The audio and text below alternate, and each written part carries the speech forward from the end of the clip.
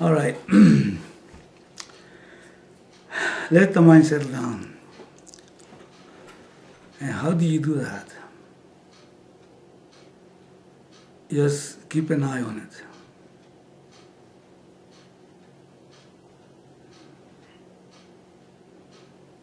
Be a witness of your thoughts. Let them flow. And abide in the conscious witness.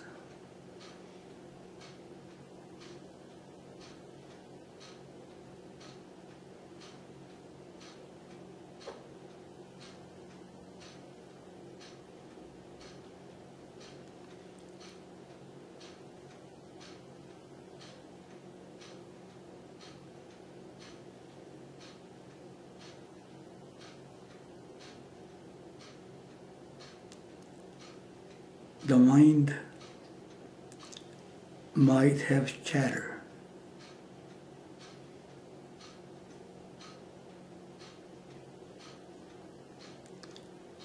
And you are aware of it.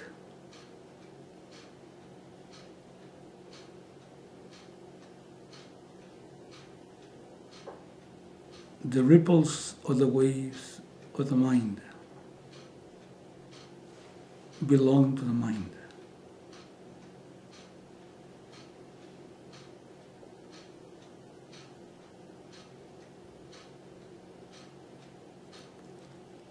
They don't belong to you.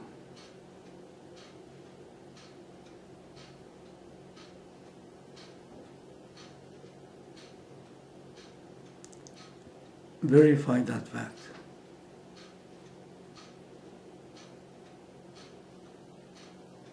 Thoughts, feelings, ideas, good or bad,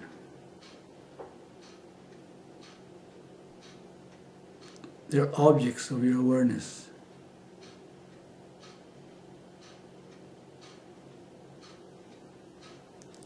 And they come and they go.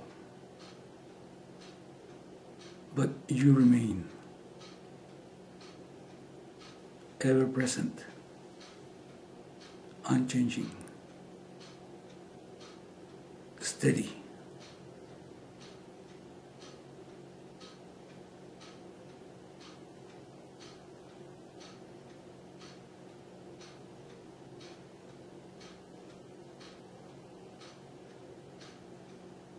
In the thoughts, as in the world,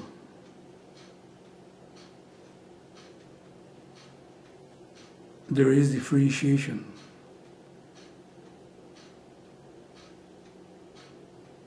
One thought is not the other thought. One thing is not another thing. The differences.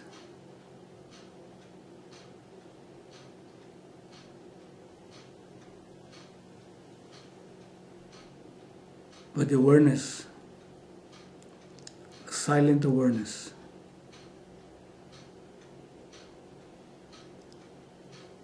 there is no differences.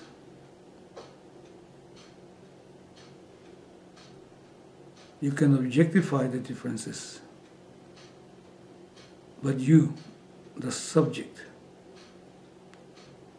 has no differences. The content of who you are is pure, undifferentiated awareness.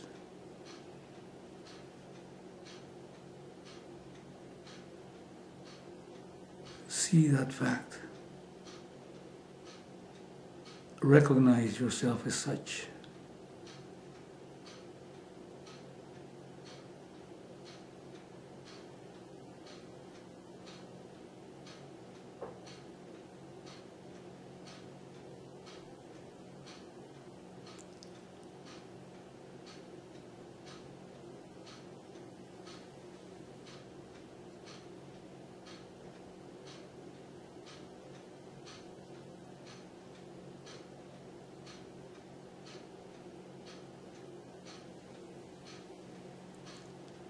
The mind becomes agitated feels persecuted, feels inadequate,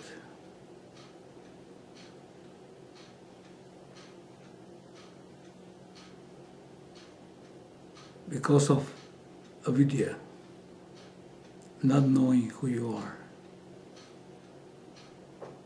and then identifying with the changes.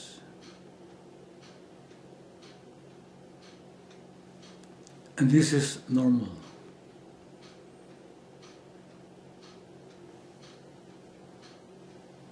Whilst it's not the natural state of who you are. So we seek help from Ishvara, the Lord of the universe. And we invoke Him to help us. As we study the Shastra, the Bhagavad Gita, as unfolded by Puja Gurudev, Swami Dayananda. And we pray.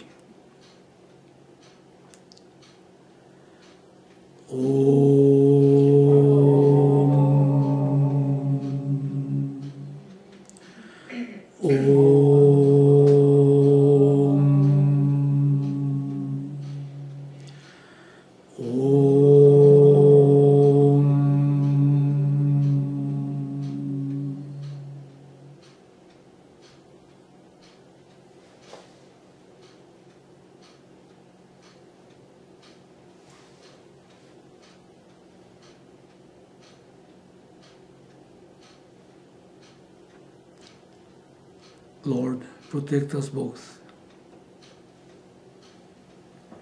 May your study be fruitful. May we exert together.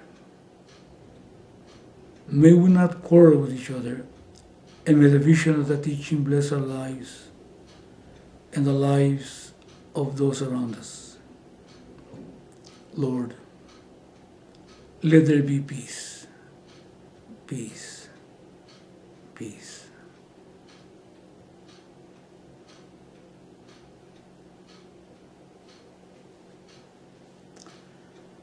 Om Sahana Bhavatu Sahanau Bhunaktu Saha Viryam Karavavahai Tejasvinavadi Tamastu Mavid Vishavahai.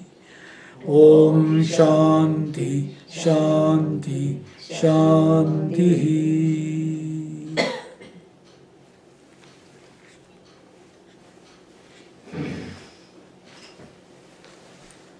Very good. So we're taking again. We are on the Gita course, Bhagavad Gita course by Swami Dayananda, chapter 4, and we are in his. I think we are. Where are we? In what verse are we right now? It's verse 32. 132, and the page that you guys have is what? 157. 157. Very good. Let's see here, I passed it. 157, where is it? Knowledge is beyond the nature. We're in verse 32, is that what we are? I think so. 57. Yeah, let me see. Okay, so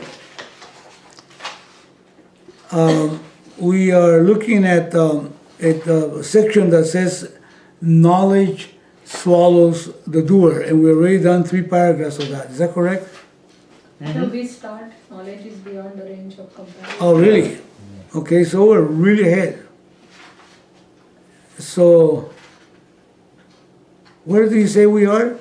Knowledge is beyond the range of comparison. We start there. Uh-huh. Okay, let me see what That's the next one. After knowledge swallows the doer. Is that right? Okay, set me straight. He said, knowledge swallows the doer. Actually, knowledge is beyond the range of comparison. That's comparison. Heck, that's it. Okay, I'm going to read the previous paragraph. Okay, Vedanta will tell the karta. He say, you are a karta. But you think you are karta because you do not understand what Atma is. Doership is just a thought that comes and goes. When the thought is not there, like in sleep, where is the karta? Or between two thoughts, where is the karta? There is no karta. You are a karta only. You perform no action at any time. You are not the thought. You are the one behind every thought. The thought is you, no doubt, but you are free from the thought. When the thought goes, you are. And when the thought is, you are. Like this, Vedanta teaches the karta that he or she is a karta, thereby knocking off the karta. Now what is karta again? The doer. Doer. So it is a sense. You know, is it a sense? You know what I mean by a sense? What does it mean in this case? That you are the doer. Like sense means like a ownership. You feel that you are a karta. Thought. You know, this is, you feel like you're a karta. You have the sense of being the doer. Why? Because I talk, I walk, I think, I say, I don't say. So the sense means that you have the notion or the feeling that you are the doer. You have concluded you're the doer. And it is obvious that that happens. Now, why does it happen? Why do you feel to be the karta? Why? Because we feel we are the body, mind, personality. We feel, or what happens? Really, how come we feel we're the body, mind, and senses? Because of the ignorance. Yeah. Ignorance of what? Who you are. What The nature of yourself, isn't it? But then, if you're the nature of the self, you know, if you're the self, which is free from identification, how come, okay, how come the sense of being a doer is because of identification, please? It's identification. Yeah, think about that. In other words, here, this sakshi, this witness, which is awareness, is aware of what? Of the intellect first. And he says, there it says, aham, I am. Now, the aham is pure. Okay, fine, you are. There is no question about that. But then we add an adjective to it. So if the intellect is confused, you say, I am confused. So what happened there? I identified with the buddhi, with the intellect. You see the idea? So at that moment that we identify with the buddhi, with the intellect, so we feel and we think and we sense and we act, and then we say, I am the doer, I am the actor. Whilst it is not true. Why? Why? Because of actions you're conscious. It is an awareness that you are, who's doing? I. So when you say I, you better place it where it belongs, in that which doesn't, all it does is witnesses. You see the idea? But then, so what is he witnessing? He's witnessing the equipments, is that right? The body, the mind, the senses, all the thoughts. But here's a clincher that Swami is saying here. There's something very unique that he's saying in the last paragraphs. It's something very unique. He or she is akarta. Thereby knocking off the karma. Yeah, but he's saying something.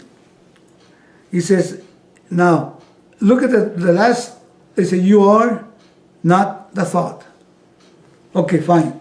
You are the witness, okay? So here's the thought, and you are not the thought. However, he says, the thought is you.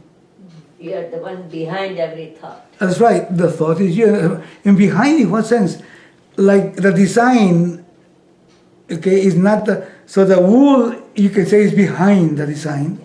Is it really behind? In a literal sense. Yeah, we never say wool, we say carpet or... Yeah, right. No, but is the wool behind the carpet? Mm-hmm. Is it? Yeah. No, the wool, the carpet is wool. It's not behind. So it's just a matter of speech when it says the self is behind the thought, meaning just like the carpet.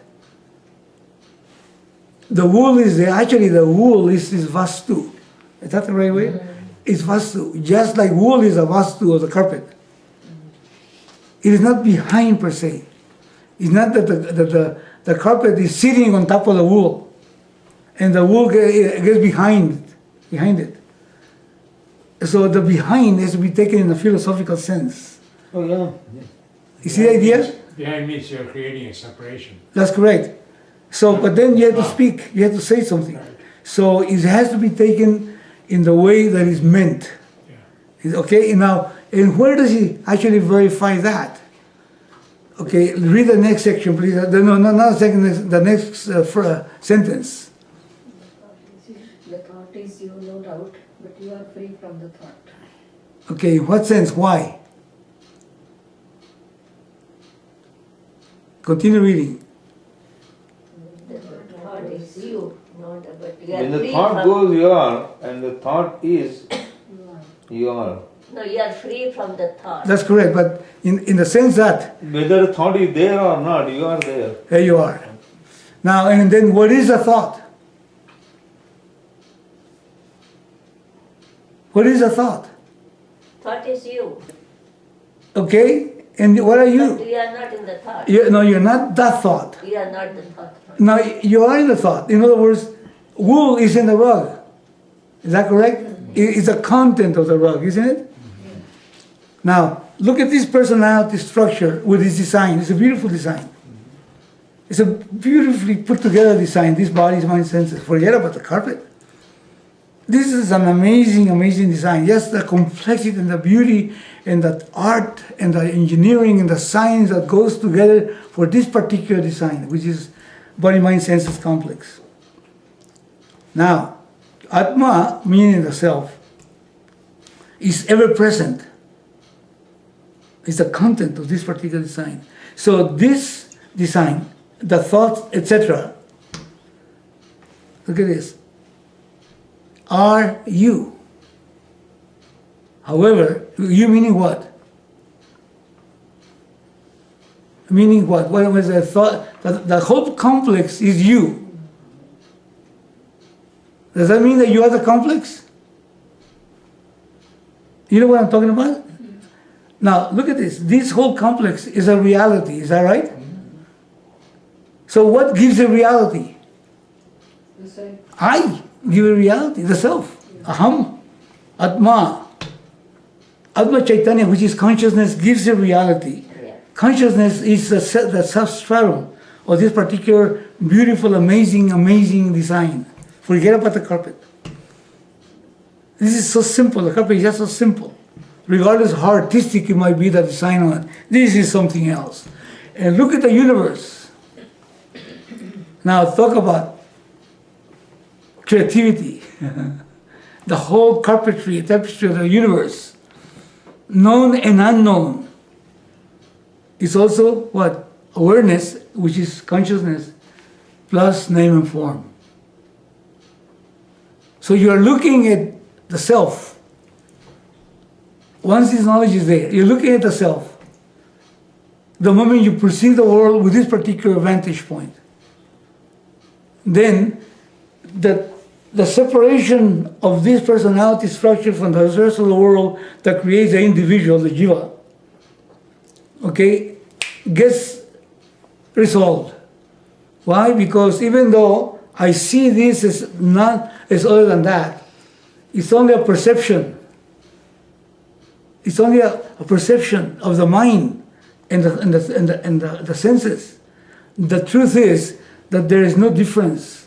Just like there is no difference between a wave and the ocean from the standpoint of its vastu, which is the water. So then all the limitations get broken.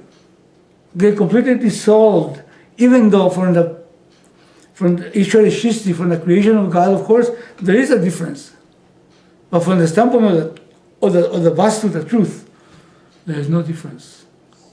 So you don't end at the skin. You are the content of the body. And the body, look at this, is you. And you are the body. Is that correct? The body is you, and you are the body. Is that correct? You are not the body. Ah, that's right. The body is you, okay, but you're not the body. The body is incidental. It comes and goes, but you always remain. Look at the bodies. They've been changing all these years. And the guy, the person is, this Chaitanya, this awareness is the same one. When you're awake, you're the waker. In other words, the Chaitanya is present in the waker. When you fall asleep and start dreaming, the Chaitanya is in the dream world. This consciousness is the same one. And when you go into deep sleep, there is no manifestation of anything except just pure nothing. However, the awareness is there. And when you wake up, it's the same awareness. You're not somebody else. You're still the same one. So in the 3 periods of time, who you are is constantly there. That is, to you, that what H2O is to the wave, if that makes a nice example. You are that which is the truth to the wave. That's what he's saying here. I'm going to read it again. He says, you perform no action at any time. No doubt. He said, he said, you perform no action at any time. You are not the thought. You are the one behind every thought. The thought is you, no doubt, but you are free from the thought. When the thought goes, you are. And when the thought is, you are. Like this, Vedanta teaches. The karta, it teaches the karta that he or she is a karta. A karta means? Not doer. Thereby knocking off the karta. The karta goes. Knocking itself, in other words, resolves it. The kartatvam. Is that correct? The kartatvam, the sense of being the doership, ends. But the person still does. Otherwise, Krishna could not be teaching. You see what I'm talking about? Is the karta, Krishna is still teaching, but then the sense, he says, I am free from that, but that is me, but I'm not it. He's sitting someplace. So he continues teaching. So the person that knows this continues to live the life of whatever householder or Swami or whatever. However, the person knows something about himself or herself and is working on the premise that I am not the doer. However, he performs according to Dharma all the time. He's actually Dharma personified. Dharma personified. He is Dharma. He is the norm of the universe itself. It can mess you up. All he can do is love you because it is you. You are it from the standpoint of personality. He can do is love you. So that's what's called Ananda. Okay, so that's what we saw last time. All right. Any questions about this? This is, we have to see the implication of this. Look at the implications of it. And let's talk about it emotionally or psychologically. What is the condition of a jiva normally, of the individual? What is the condition of a jiva normally? Agitated? Huh? Agitated? Okay, what else? Desires. Worried, that desires won't be fulfilled, isn't it? Raga, dveshas. Okay, so that's correct. Likes and dislikes. Right. And he's always looking to try to get what he likes and trying to stay away from what he dislikes. And if he gets what he dislikes, he becomes very agitated. And if he finally gets what he likes, he becomes very happy. But then worries that somebody's going to take it away and so on. We get up in the morning, with this mentality, this particular premise. So the life of, even the physiology starts suffering because of it. Your economy suffers because of it. The environment suffers because of it. Because remember I used the example of the Pac-Man? Unsatiated human being, Pac-Man. It's always, it never gets fulfilled. He gets knocked out sometimes, gets up and wants to get some more. Remember the Pac-Man? It was funny. So that's a condition, a psychological and personality condition of a jiva that sees himself as an individual and has no knowledge, no understanding of who he is. Now, look at the implications when that person comes to know who he or she is. Become jnani. In other words, knowledge is there. Avidya is gone. What happened to the worry? What happens to the fear? What happened to the anxiety? What happens to all this? Raga dveshas, likes and dislikes don't bind you. That's just fear of my God. It's called moksha. It's not something that happens after you die. Right. Rest in peace. It's right here, you're kicking and making noise and taking up space. No problem. Then you start living. That's the whole idea. So that's the implication that we have to see. Because if we don't see that implication, then we're not willing to wear that. And then if it makes sense, then you say, wait a minute, this makes sense. My mind is not in that direction. However, I'm going to aim at that direction. That's the implication. And then that becomes enthusiastic about you. That's what's called, you become enthusiastic about it.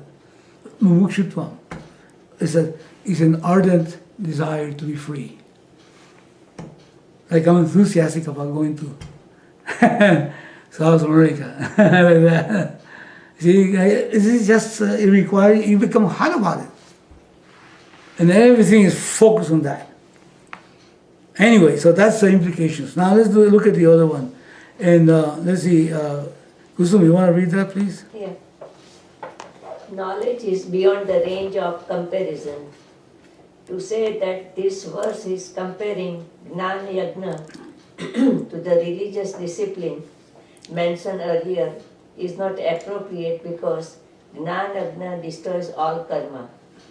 To say that something is better than something else implies that the something else is still there. Here the karma, the Jnana-yagna is supposedly being compared to is gone, destroyed by Jnana-yagna. How then can it be said that Jnana-yagna is better than karma? Okay. All right, now is this clear? If not, let's just discuss it. Is that clear? What is he talking about? First of all, what is Jñana-yagna? Remember the word yagna, what it means? What it means? Sadhana also means what? The spiritual practice or the pursuit of jnana. So Jñana-yagna means the person that seeks knowledge. And then his life is dedicated to, that's a person that becomes a person that seeks knowledge. How do you call that person? Jñana. Jignasu, that's correct. The Jignasu is born in the person. Jignasu is born in the person, just like, let's suppose you have a shock, that you get a letter from the IRS, okay, and all of a sudden you see this charge on your account. So what? The shock of an experience. Then you say, what happened? Question mark. Why? What is this? And then IRS won't forgive you. And they say, you messed up. You messed up. And he proves that you messed up. How did I mess up? So now the question comes out, the seeker of knowledge, what the heck? So you look in the internet and there's no answers. You call your friends, there's no answers. And become a seeker. To try to what? So this won't happen again next time. Is that correct? Yeah. The shock of experience will make you what? A jignasu. Then you say, you know what? These people have opinions. I wonder if the opinions are correct. Let me study these things thoroughly. And then you come to a means of knowledge. Is that right? And the means of knowledge could be books, it could be the internet, Or you can go to an accountant, CPA or something, and listen very carefully. Exactly, that's what it is. The same as this. The business of life requires that the person becomes a what? A seeker of knowledge. In other words, he has to practice, if there's a practice, Jñana-yagna. Yagna means in this case a discipline. Is that correct? For Sayam Darshana, clear vision. A clear vision, that's correct. In other words, the inquiry in me needs to be born. But for that, just like this fella, he will never inquire if he got, he just send a check and that's it, and says, okay, I'll pay you. Hey, listen becomes, he cares about this thing. $10,000, forget it, I'm going to find out what it is. So you have your life at stake when you realize, my mind realizes that I'm getting closer and closer to the grave. And it can happen any minute, one of these things can happen in the brain and you can just knock off. So wait a minute, what is this life about? And then you start inquiring about this thing. If that, how do you call this, urgency doesn't come up, then this can be a very nice intellectual, academic exposure, or a real nice gathering of friends in which you feel good and all that. But what happens is just like the duck that gets into the water, he never gets wet. But the person is really hot about it. Wait a minute, this is getting, so you have to have some viveka. Isn't that? You have to have some viveka. I am in trouble. And then I become cautious. Is that on my decisions? And they say, do this. Wait a minute, let me see. Viveka. And then he said, you know what? No. Vairagya. Or to this that I don't like, but I think it's necessary. Yes, because it's necessary. So this Vairagya is born, and the Viveki. Viveka means what? Discrimination? Yeah, the capacity to discriminate. It's a use the noodles as it is. And that brings about Vairagya. And then once that happens, then Mukshutvam comes on. That's what I want. And I want what? Moksha. In terms of what? Of knowledge. Knowledge will set me free. Why? Because the problem is what? In the IRA situation, the problem was ignorance. In the situation of my life, same thing. It's all ignorance. Just not knowing. Ignorance sounds pretty tough. It's called avidya. You know avidya? Mm-hmm. What does avidya mean? Can you break it down? Say it again.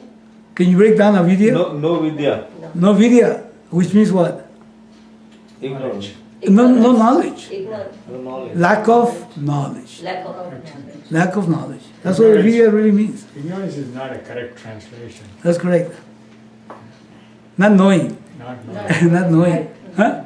Right, not knowing. Not knowing. So that not knowing needs to disappear. So, and then how do you get rid of not knowing? Knowing. Knowing. Knowing.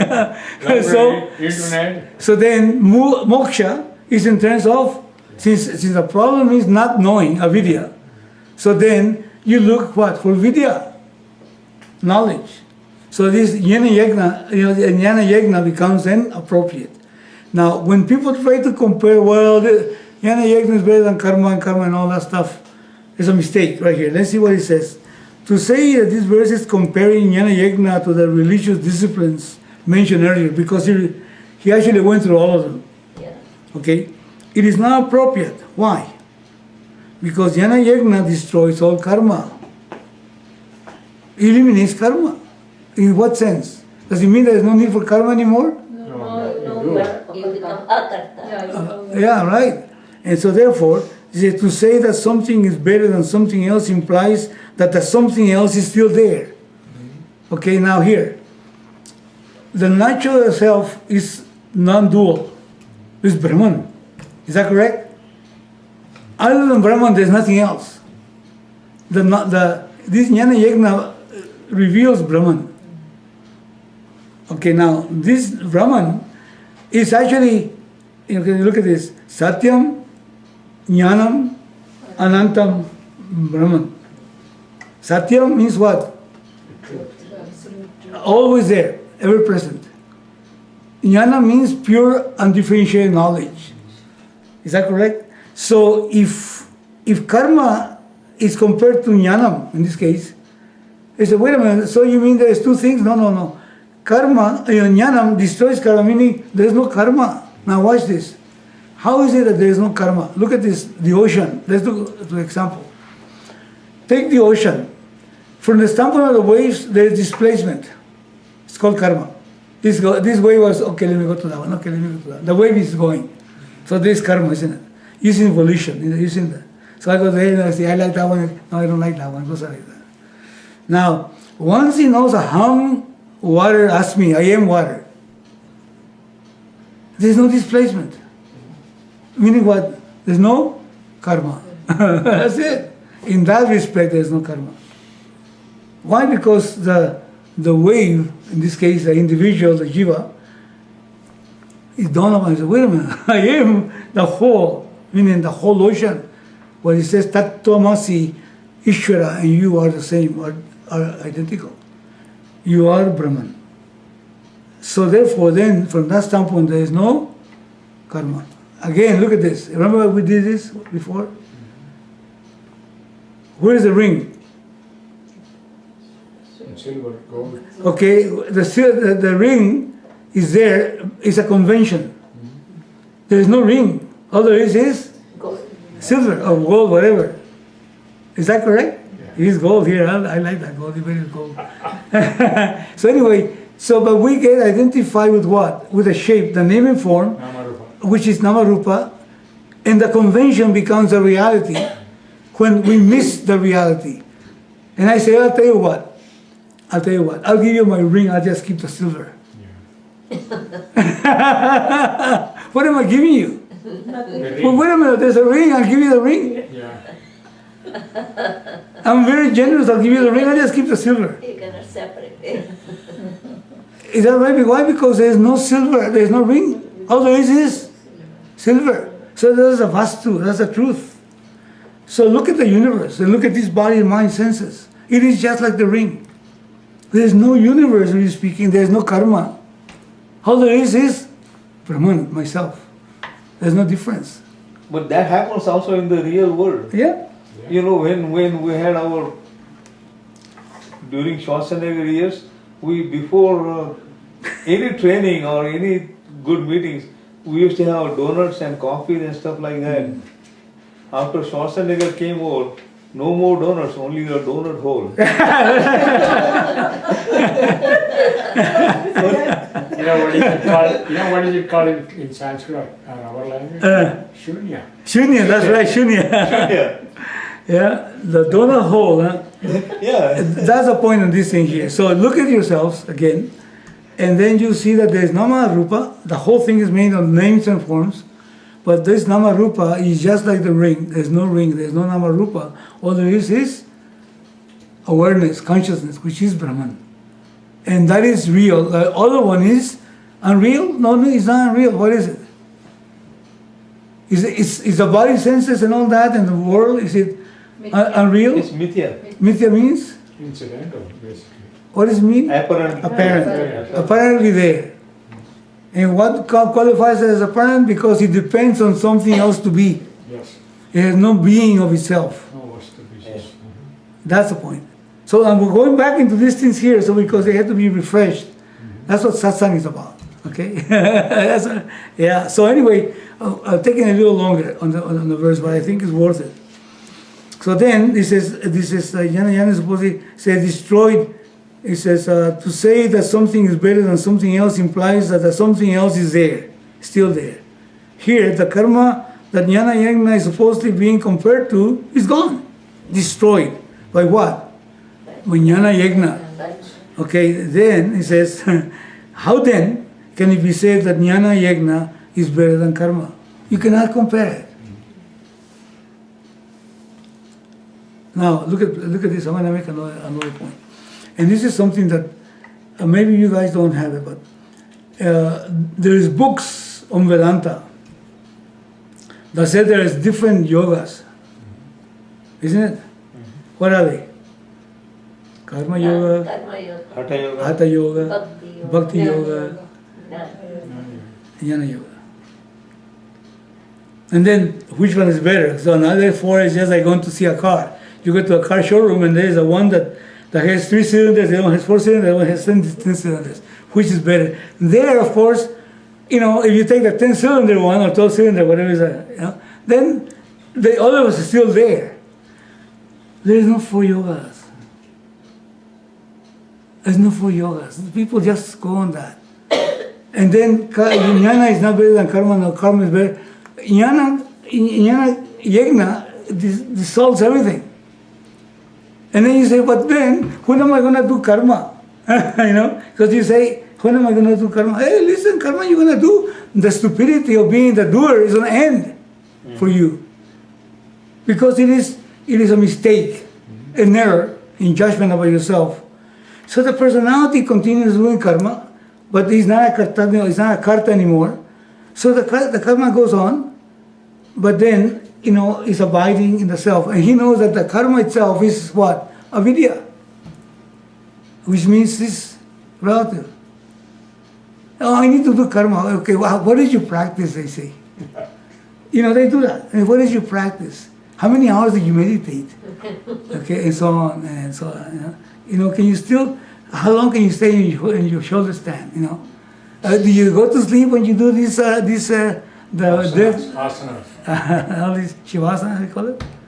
Shavasana. Shavasana. Anyway, so all these practices, they take them as an end instead of looking at them as a means. They're just preparatory practices, disciplines, yagnas. You know, rituals and ceremonies and bhajans and all that, they're good. All my practices, I do kirtan every day for 2 hours. Okay, fine. What for? Ask your wife, ask your husband. What kind of a man is he? How come the woman is? You know, ask your children. Well, he's a son of a gun that does kirtan, that's all. That's all. There's no change. Why? Because there's no inquiry. Once inquiry comes, you know, which is Jñana-yagna, then this takes, of course they have a purpose. You cannot dismiss them. There's a wisdom behind them. But they're not an end, they're just a means, that's all. But we become enamored of the practice. As a matter of fact, the practice makes me. I'm a yogi. I can stand on my head or whatever. You know, I do a lot of gifts, I do charity. I'm such a generous person and so on. I go to Mass every Sunday. I never miss it for the last 30 years. Even though I'm sick, I go to Mass and so on and so on. Which is nice. But it doesn't address the problem. Avidya is still there. Big time, in fact. Big time. Big time.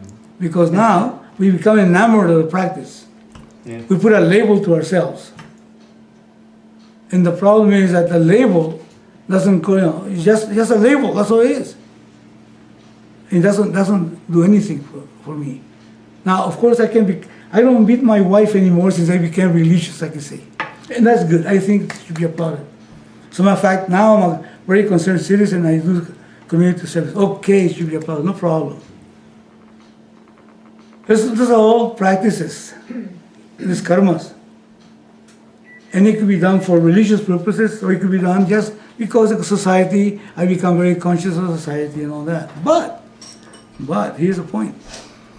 They are honing the personality in some way, but then that personality structure with the antakarana, the mind, is to be rendered available for inquiry. And inquiry is not done. You know, like this guy, you know, he pays the bills. He doesn't know why he's paying them. You know, like IRS sends a bill, well, IRS, I'm afraid I just pay it. Or I hide to see if they'll forget. But if I do any inquiry, I might find out, hey, the IRS is wrong, they may have made a mistake. I need to inquire.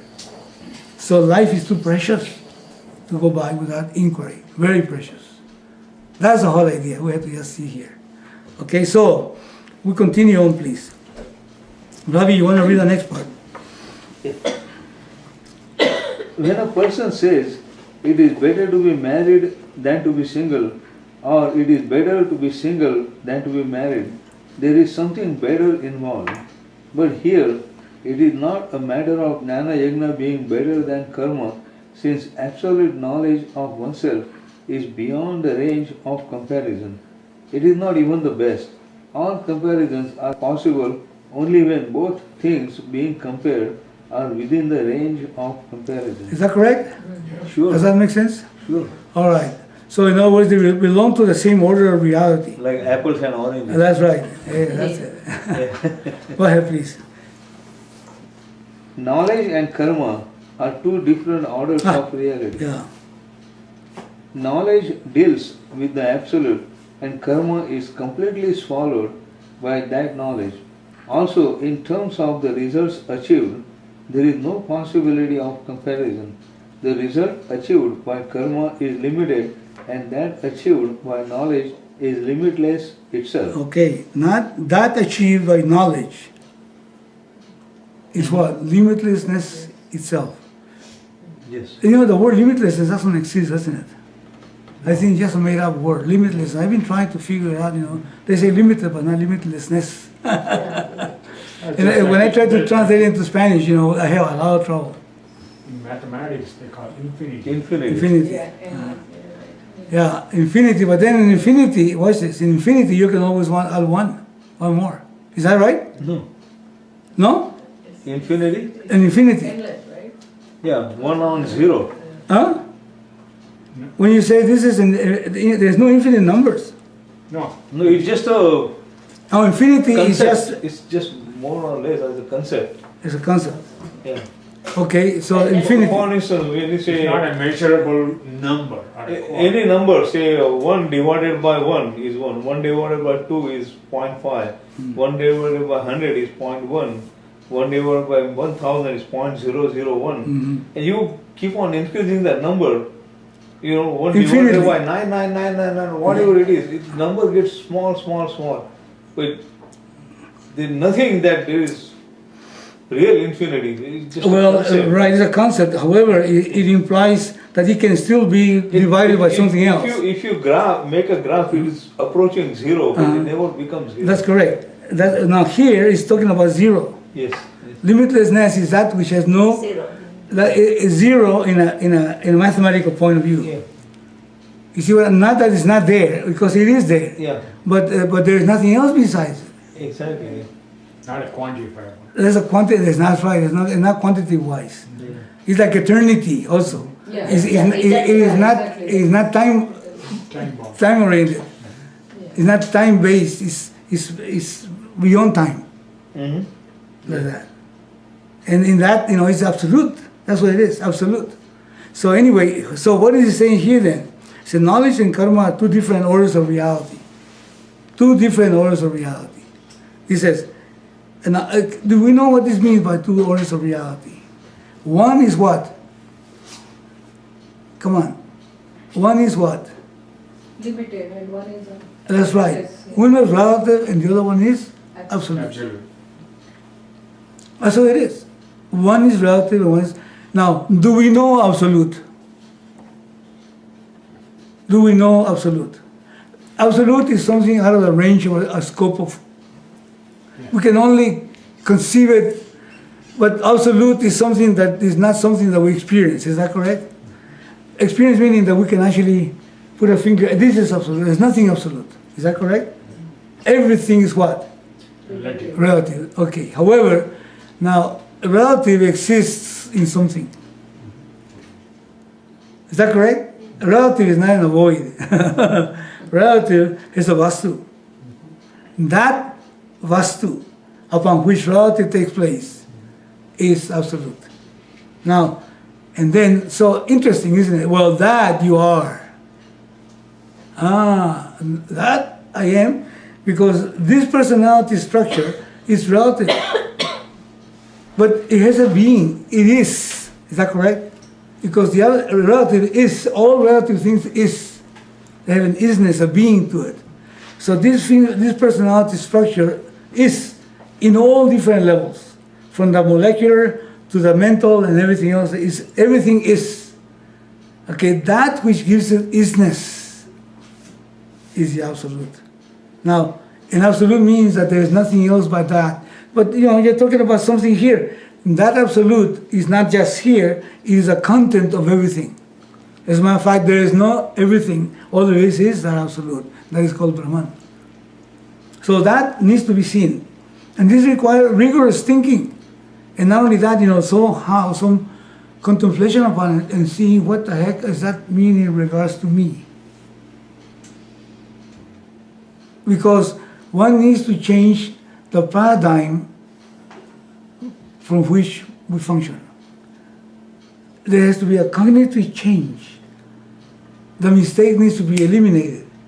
And then for that, you require to break down the tendencies.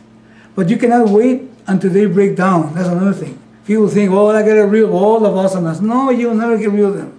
You gotta see through them. You see that idea? You have to see that in the midst of, here's a chair, and that's a sofa, and you say, well, I want to see the material. Well, I just see the sofa material, and I see the content. I can see I know the content of the rug. I see the rug, but I also know the content. I see the table, and I also see the content, which is wood. And I see the universe, and I see the content, it is myself. Now, I better know how the universe is myself. That needs to be known. And so this mind can actually gather that, get that. And then that becomes a premise of your life. It becomes intimate, direct knowledge, immediate knowledge. Just like your gender. You know gender? Girl, female. You know gender? Does somebody have to tell you that? Do you ever walk out of your gender? No. Do you walk away from your gender? You're a guy. So what about when you dress like a guy? I saw I think yesterday, my friend went to Chiapas, Mexico. And then there was all these rituals, and so on, and celebrations and all that stuff between the indigenous people. Very colorful and all that, music and all that. It reminded me when I talked to you about things that happen in India. All these people on the streets and doing the dancing and chanting and with the kind of maraca going and all that, and they were dressed. And this particular thing, a particular ritual they have, and the whole city participates, guys dressed like women. Drag. In drag, but everybody, even the machos, everybody. There is a symbolism to that, which is cultural for a long time. So these guys dress like women, and they do the whole thing, and they're dressed in the vernacular dresses of the area, and they're all dancing and happy and everything else. Even though they're women, if you look at them, some of them are really beautiful. Okay, they can just pass by a girl. And they're not homosexuals or transgenders. They're just people, normal people, businessmen and politicians and everybody. But they have this particular, I don't know what the ritual is about. But they never walk away from their gender. Yeah. Even though they're perfectly dressed, everybody can call them, but they never walk away from their gender. So in the same way, a jnani who never walks away from himself. He's always himself. And then himself is not constrained to this box here called body, mind, senses. Himself is everywhere. Isn't that something? Why? Because that is who he is. That is who you are. So that needs to be, somehow the mind needs to be taught that. Well, it isn't. Then we're going to be... There is no gender. No, it's not gender. No, that's me. That's me. In other words, right now the gender is you, right? But I'm talking about, just as an example, a person that is female or male or in between never goes away from his or her gender. He doesn't have to think about it. He doesn't have to act the part. Is that right? Let me see how you do it. Okay, let me just walk the same way. Let me feel the same way. You can just help it. Like that. Okay, so the same way the jnani, he who knows himself, never steps away from himself. Once you know something, you'll never, this knowledge is, you'll never lose it. Like 2 + 2 = 4, you never lose it. Is that right? Never lose it. Ignorance was there and you didn't know. But ignorance has one beautiful thing about it. It has no beginning, ignorance, but it has an end. So avidya, this lack of knowledge of yourself, you cannot say when you started being ignorant of yourself, but it can be dismissed at the moment of, coming to see yourself. That's all. So anyway, Vasu, please. Okay, when I am limitless, where is the possibility of comparison? You can compare members of the same order of reality. You cannot compare an achievement belonging to one order of reality with the achievement belonging to another order of reality. Therefore, karma is one thing and jnana is quite another. Still, for want of a better expression, the word Shreyana, superior, is used here. One of the beauties of this word is that even though it is comparative expression, it indicates moksha. By one kind of jnana, Yagna. one kind of yajna, that is Jñana-yagna, you get moksha, and by the other kind, you get dravya yajna, you do not. Okay. So it's definitely saying what? What is it saying definitely? What is what? What is he definitely saying? That by Jnana-yagna you get moksha. Okay, and And by Others. by you do not. you do not. Your house is in the east, and you're going towards the west. You go that way, and you're gonna reach the house. Get there. Yeah, you're gonna reach the house. Is that right? Now we're getting to that one bus, and we don't know exactly where we're going. We don't know what the bus is going. We get on it, you'll never get anywhere. Is that correct? Now, bus is good, transportation and so on, but you better know where the heck you're going. And you better know where the bus is going. There was a fellow that wanted to participate in a study group. And he wants to Vedanta and all that.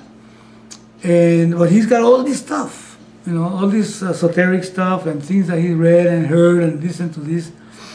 And he is arguing and all that. And so he has notions of what he wants and so on. And I said, you know what? You want to study this course, the Vedanta, this is what we're taking. I said, you better read the introduction very carefully. And read it as if you were reading the sign on the bus of where it's going. Now, see where the sign says that it's going for the bus. Know if that is where you want to go. If you don't see in the sign, even though it might sound very beautiful, okay, you like the word, whatever. If you don't know where you're going, don't get on the bus. Is that correct? Now, look at the introduction of this course. Listen to Swami Dayananda, what he's saying about you and about life and everything else. Don't start a course. Don't try to go into the chapters and all that. Read that, I say. Now, and then see if what he's saying is exactly where you want to go. It's like getting on a bus. If what he's saying that he's going is not what you want to go, let it not tell you where you want to go. Let you see if where you want to go is what this bus is going to take you to. Now, you think you want to go here, you want to go there. Like some of my customers used to come, they thought, I want this and I want that. Some people came, align my car. Okay, I'll align your car. When I was in the mechanic business, I'll align your car. And then I knew that I better be sure that I don't do just what he says, even though I'll do it if he wants me to. But then I find out if that's what he really wants. I said, would you mind if I try to help you a little bit? I say, yes. Can I ask a couple of questions? Yes. Okay, what is your car doing? Well, when I go on the road, it starts shaking. Okay, I'll align your car, but I'll tell you one thing. It is not going to take care of the shake. I said, what? Then what kind of alignment is that? Alignment has a different purpose. You mean I don't need alignment? Well, you tell me, if alignment is not going to do it, if the check will continue and guaranteed, I'll tell you. Is that what you want? Alignment? Now, I'm not telling him what he wants. I'm telling you what the picture is. So the guy says, okay, so I don't want alignment then. If, you see, I don't want alignment then if my car is going to continue with the problem. So what do I need? Now here comes the Ignacio. What do I need? And I said, okay, let me tell you, when a car shakes, and I explained to him about a tire being circular and all that, he has a breath and I explained to him the situations about the weights and all that. He says, I want balancing. Yes, you want balancing. Now, okay, now we do balancing. And I got a happy customer.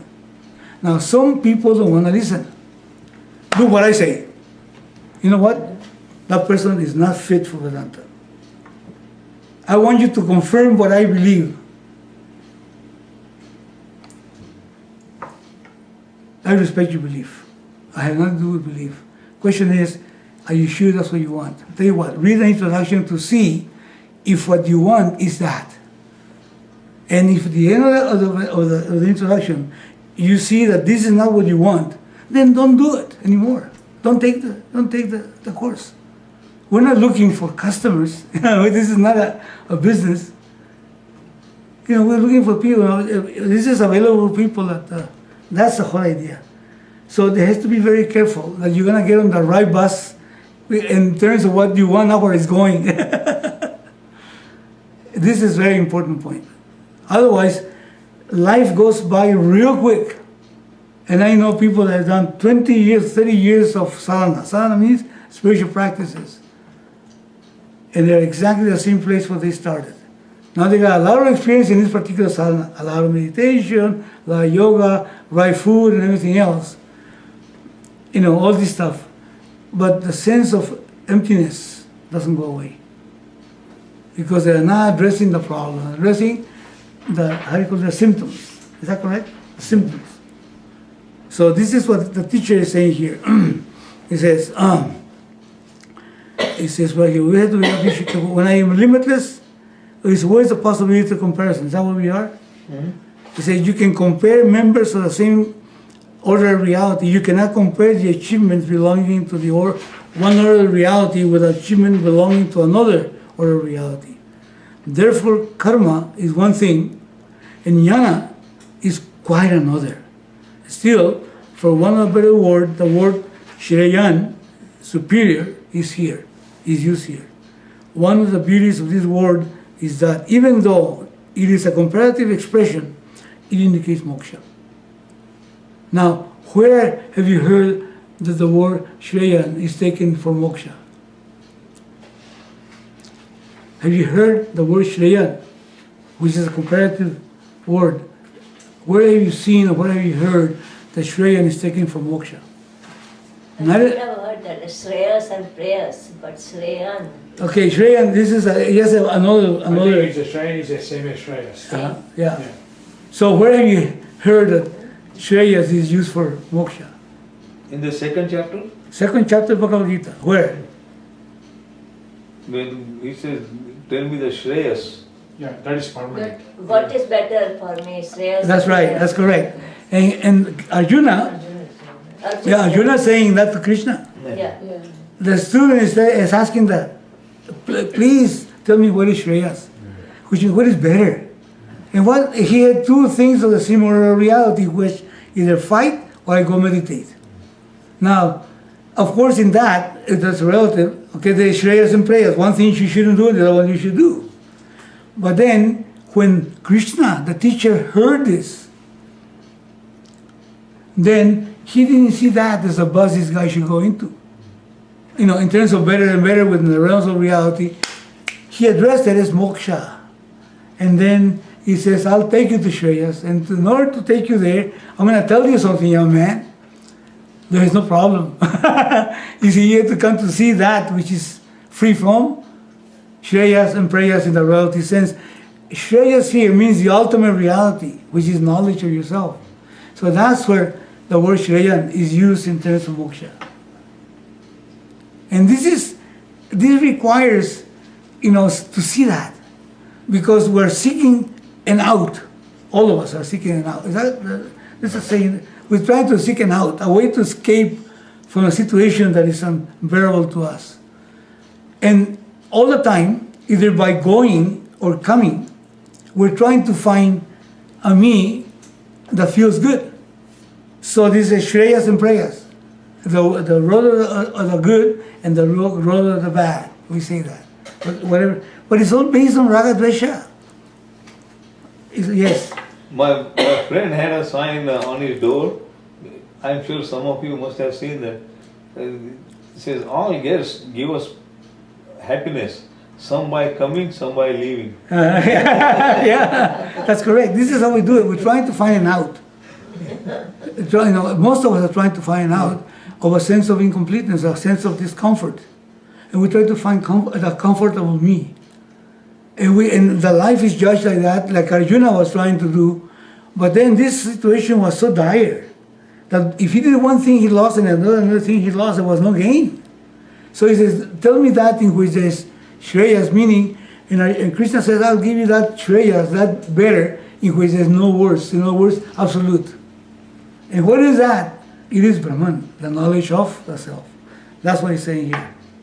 I just wanted to bring you back to that, because this is a whole drama that you have and I have, that we're trying to find an out. And none of those will do it, even though they will bring temporary comfort. But it won't do it. So unless we get this Shreyas, which is the ultimate reality,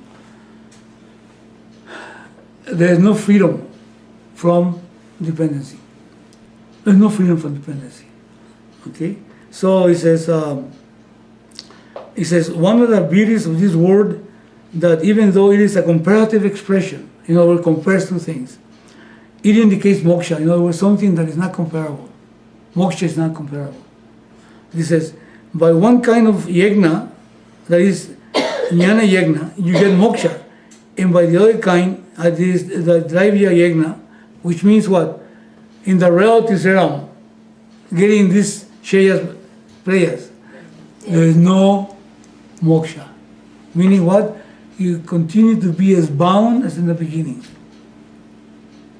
Should I take this how do you call this, degree or that degree? Well, let's say whatever degree, okay, you can take that. Now you took that degree. And then you take a master's, and then you take a PhD, and then you take all this stuff. At the end, before you were a sorrowful, empty guy without a degree. Now you got these 3 or 4 degrees, and you're still sorrowful, empty guy. He said, well, yeah, but you accomplished a lot. Yeah, of course, I got a bigger house. I'm more in demand, and so on. But you haven't addressed the person. That's the whole thing that needs to be seen here. Why? Because we've taken this path, which is called, what he calls it? It says Dravya. Dravya. What does Dravya mean? What is the content of it? Wealth actually. Well, some prayers, Well, here we can yeah. say prayers, but in Money or and material self-translation. things, Yeah. stuff like that. money. In other words, the things that are relative, the things that come and go. Is that correct? Yeah. By that, you ain't gonna get nothing. You're gonna stay like walking on the same place. It's the same like Shreyas and prayers, that the same prayers. That's right. Okay, let's see. Meena, you wanna read the next part? Yeah. Dravya-yagna can only give you a limited result that is other than yourself, either some external result or an internal result called antakarana shuddhi. If you are a karma yogi, a mumukshu, you will gain antakarana shuddhi, which is useful for gaining the knowledge. The various yajnas or religious disciplines you perform as a karma yogi help you to perform the Jnana-yagna, the inquiry into the Shastra properly. Inquiry is the direct means for gaining Samyaka Darshana, the clear vision, whereas the other yajnas simply help you in that inquiry. Okay. Now, why do they help you in the inquiry? Why do these other yagnas help you in the inquiry? How, in what sense? What are the mechanics or the dynamics that help you in the inquiry? In other words, the other yagnas. Antakarana shuddhi? No, why? I mean, how do they work? What is it? What is that? How do they help in the inquiry? knowing yourself, Hmm? knowing yourself. Ah. Better understanding. Okay, but how do they? What is taking place in a person when a person does any sadhana, any spiritual practice? Antakara Shuddhi. Mind No, is pure. Okay, the mind becomes what? Clear. Free of what? Negative emotions, isn't it? Is that correct? And that is Antakarana Shuddhi. That's correct. That's right. Free of negative emotions. I don't want to use the term in Sanskrit so much, so we can put it in our in a context. Otherwise, it becomes a. Now watch this. So, when the mind is free from negative emotions, then something takes place. What takes place? Punya? No, not punya. The mind is ready now to get the knowledge. Okay, that's correct. Now let's suppose that I come and see you, and I say, "Hey, how you doing?" I say, "Don't talk to me now." I say, "Don't talk to me now. Get away," or you walk away. And say, "Don't talk to me now." So you got a problem. I said, I realize you have a problem. Yeah. Something happened. You know, you got bad news or whatever it is, or something you wanted didn't happen, or whatever. Now you're in a bad mood, isn't it? Angry, sad, okay, like that. Now watch. At that moment, we're friends and we love each other. And then you said, "Don't talk to me." Get away. So what's happening? Ashuddhi means what? I am uptight. And the things that I wouldn't do otherwise, I don't recognize anymore. Is that right? You don't recognize me anymore. We're friends. We've done things for each other, loving things and all that. All of a sudden, you become what? Blinded to the reality. Is that right? It's like a child, again, I make this example, sending a child to school, that the child spent 12 or 1 o'clock in the morning watching TV, and then send him to school on a winter time with no jacket, and then without breakfast.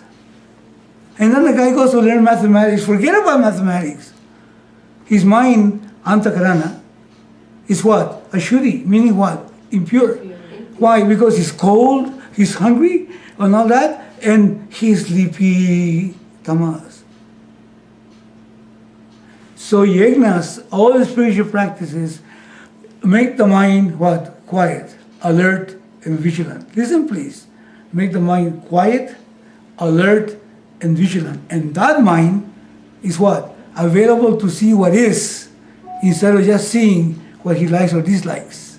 Is that correct? But not only that, you render the mind at that level, then what happens is in the moment of teaching, you're prone to see what this is about. I know Antakarana Shuddhi and all that stuff, but I just want to relate it to the conditions of a human being when he or she is pressured by these situations, circumstances, and everything else. Why? Because we create our own problems. But the problems are not a problem. Please. The problem is another problem. The problem is in the mind. A mind that has taken itself to identify, it takes things personally, for example, one thing. We take things personal. And we blow them up like this. And depression comes, anger comes. That's ashuddhi. So I just want to make sure that we understand, instead of understanding the technical terms which Antakarana Shuddhi, what the heck does that mean to me? And if that's the case, so I don't want Shuddhi, I want Shuddhi. And how do I do Shuddhi? Then disciplines. You always get in trouble with the boss. Why? Because you always 5, 10 minutes late and the guy gives you hell. And even on the way to the road, you're going to the streets.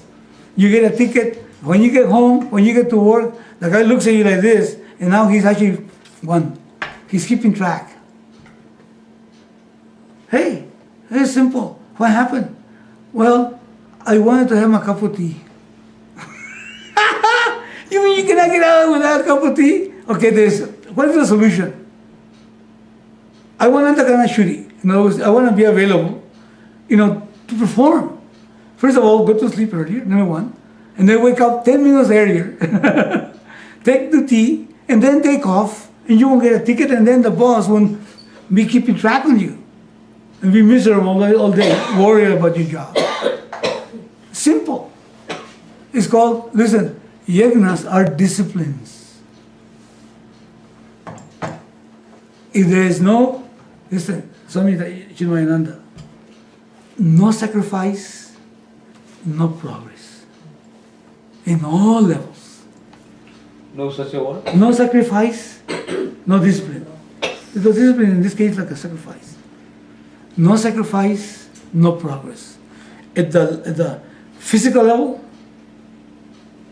at the emotional level, at the relationship level, at the community level, at the national level, international level.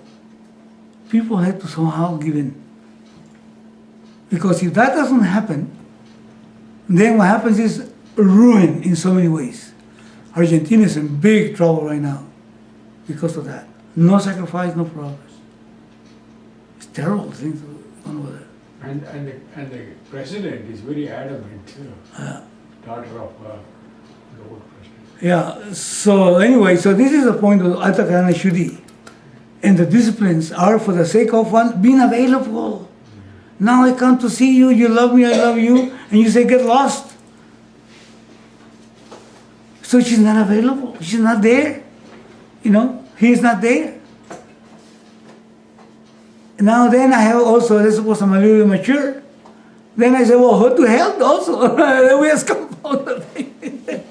I won't come back, forget it. And then I break something on the way out. Now the thing became compounded. And then it is not because of what you did, it's because of my own insecurity also. Instability. So you got your instability, I got my instability, so it becomes a war. And that lasts sometimes 20, 30 years. Because of the way I approach you and the way you approach me. And it goes on and on and on, resentments or guilts. That's the point. That's what I want to point out. What is sadhana for? It's a preparation for to acquire a mind that is quiet, alert, and vigilant. It's a preparation to get a quiet, alert, vigilant mind. For what? So you can actually enjoy your life. And if you're seeking self-knowledge, then you can present this mind and have it available when the teaching comes. So you can see what the teaching says.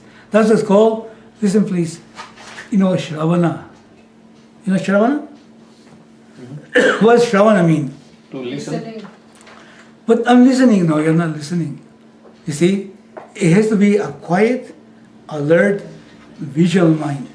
If that mind is not quiet, alert, there's no listening. You hear, But you don't. you don't listen. When you see something, you have to see the implications of that. You have to wear it. That means, if somebody says, you know what, I'm going to take your wallet. And you just hear it. And I take your wallet, and I say, you're not listening. I'm taking your money. Oh, I'm going to give you $1,000. Oh, that's nice. But you don't see the implications of that. That you need to pay the rent, and now you're going to have some money. It's not just a word. There's something meaning behind it. Not the dictionary meaning. It's what it means to you. That's the point. This teaching requires a mind that can see not just the dictionary meaning.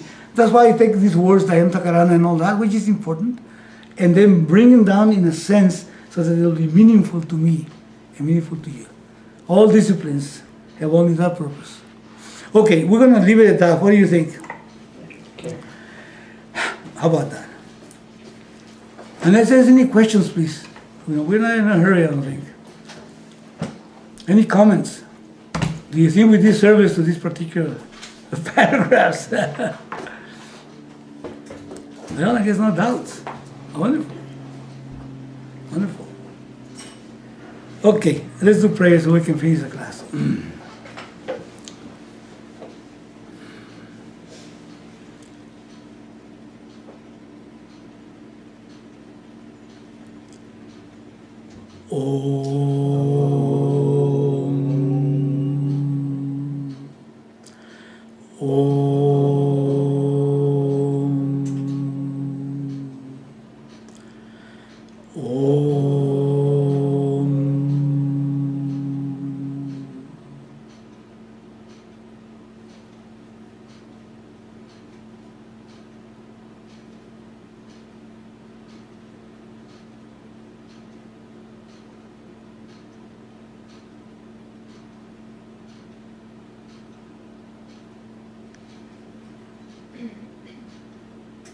Lord, lead us from what appears to be true to what is true. Lead us, Lord, from confusion into clarity. Lead us, Lord, from a sense of limitedness to limitlessness. Lord, that is whole. This is whole. From that whole, this whole became manifest. And if from that whole we were to take away this whole, what will remain will again be only the whole. Lord, let there be peace, peace, peace.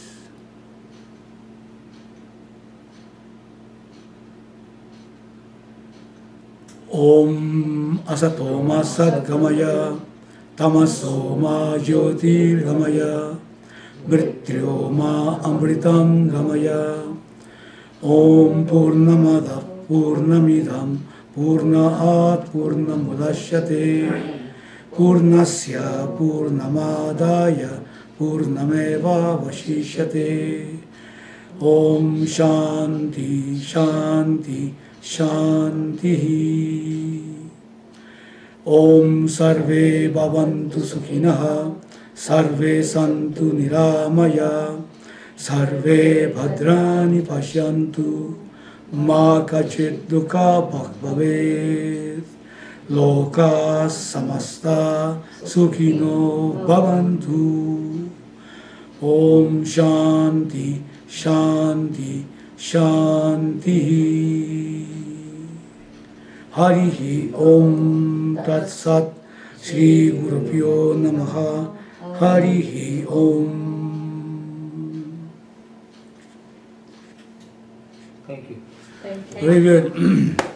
Swami Jñâna used to talk about. So